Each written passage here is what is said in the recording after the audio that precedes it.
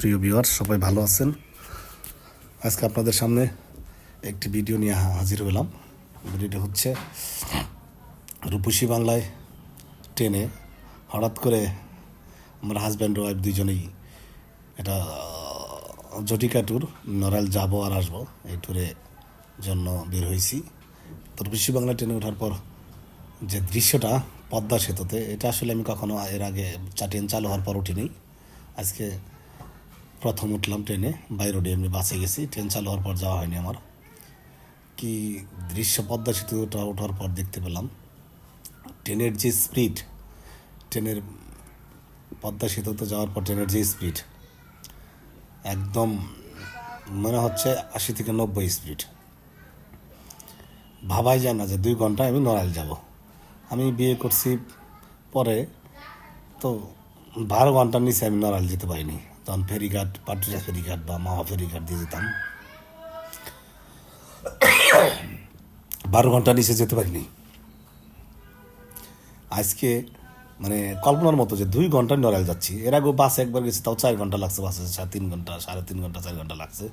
কিন্তু ট্রেনে 2 ঘন্টা লাগবে নড়াইল যেতে, এটা কল্পনাতীত। দেখতে পাচ্ছেন পদ্মা সেতু থেকে পদ্মা নদীর যে দৃশ্যটা, এটা এক অপূর্ব সৌন্দর্য, যেটা মানে দেখে প্রাণ জুড়িয়ে যাচ্ছে। এবং এই সেতু, পদ্মা সেতু, বাস লাইন বা ট্রেন লাইন হওয়ার পরে এই অঞ্চলের মানুষের যে কী সুবিধা হয়েছে, একমাত্র এই অঞ্চলের মানুষই বলতে পারবো। কারণ বরিশাল যাওয়া যায় 3 ঘন্টা 4 ঘন্টার ভিতরে, বরিশাল যাওয়া যায়। মাদারীপুরে মানুষ 2 ঘন্টা 2.5 ঘন্টায় মাদারীপুর যায়, যেটা কখনোই মানে এটা স্বপ্নের মতো, শুধু এই পদ্মা সেতু হওয়ার কারণে। যাক,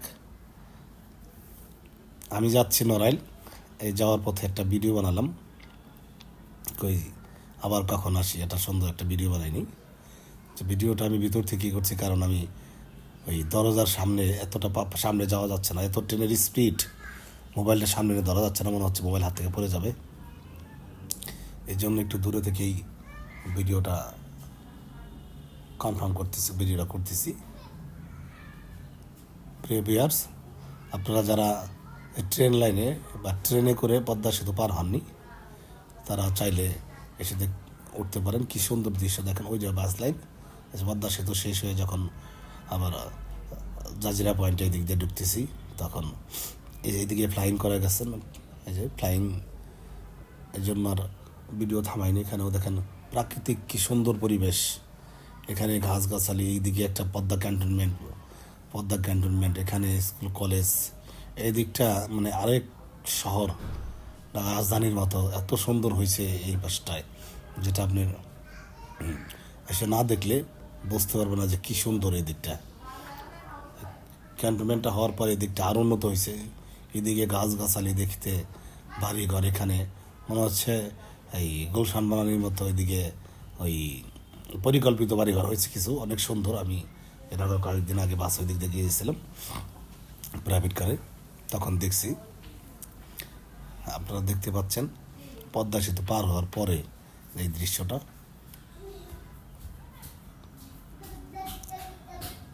অনেক সৌন্দর্য, মানে এটার অবলীলায় মানে মন কেড়ে নেওয়ার মতো সৌন্দর্য, যেটা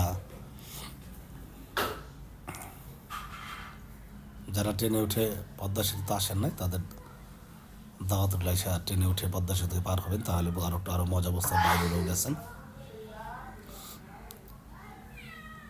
প্রিয় ভিউয়ার্স, আমার ভিডিওটা আপনাদের সামনে আসলে সকলে লাইক, কমেন্ট, শেয়ার করে যাবেন, বেশি বেশি শেয়ার করবেন, লাইক করবেন। আর যারা ফলো দেননি, প্লিজ প্লিজ আমাকে একটা ফলো দিয়ে যাবেন। সকলের জন্য ভালো থাকবেন। আল্লাহ হাফেজ।